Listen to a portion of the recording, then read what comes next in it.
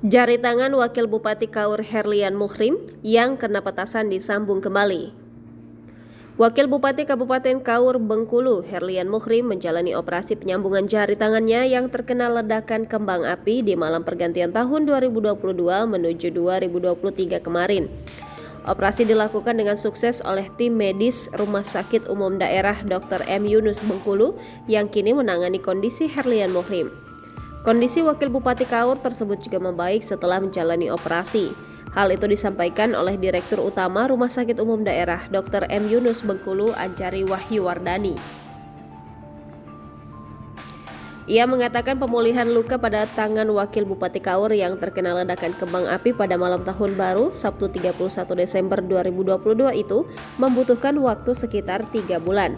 Sementara itu, Gubernur Bengkulu Rohidin Mersyah mendoakan agar luka di tangan Herlian segera sembuh.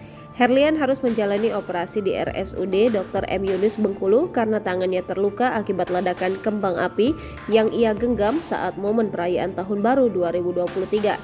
Menurut LEPI, RSUD Kaur merujuk Herlian ke RSUD M. Yunus karena Wakil Bupati Kaur itu perlu menjalani operasi bedah tulang.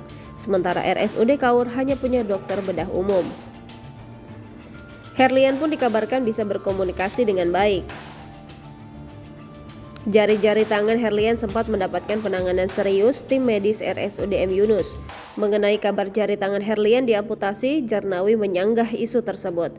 Ia meminta masyarakat mendoakan agar Wakil Bupati Kaur segera pulih dan dapat beraktivitas seperti sedia kala. Jangan lupa subscribe, share, komen, dan like ya!